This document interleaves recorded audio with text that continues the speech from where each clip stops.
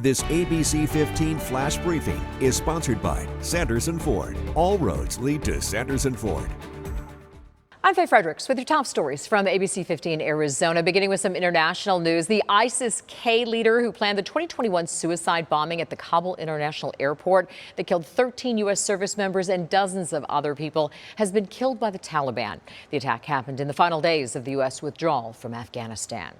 Temporary ceasefire in war-torn Sudan appears to be holding as several nations rush to evacuate their citizens. This comes as two rival generals fight for control of the African nation.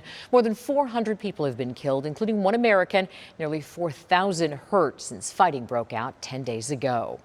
An Arizona Uber driver involved in a deadly crash connected to an autonomous vehicle will go on trial in June. Rafaela Vasquez is facing negligent homicide charges after the 2018 crash that killed a pedestrian who was walking a bicycle outside the lines of a crosswalk in Tempe.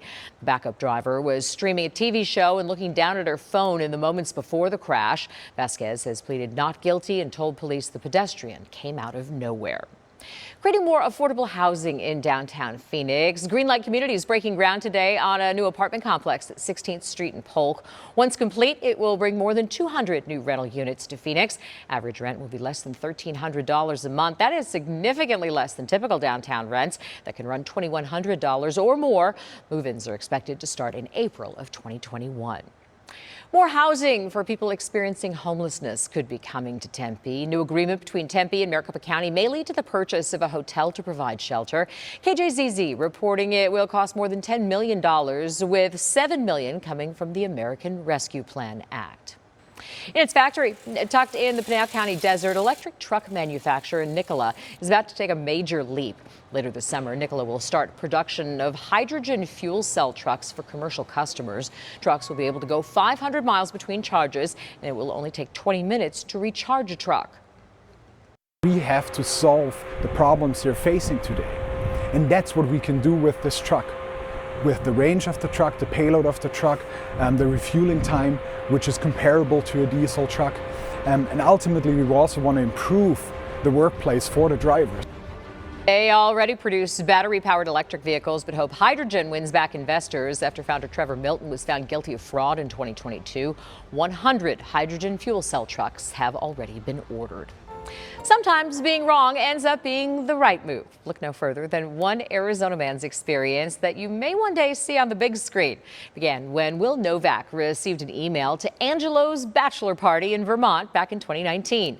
The email was supposed to go to Will Novak of New York. Instead of saying, sorry, wrong guy, the Arizona Will said, count me in. The story snowballed into dozens of interviews and corporate partnerships and eventually a ski weekend with a bunch of guys. The story was recently picked up on TikTok, leading to a possible film consideration.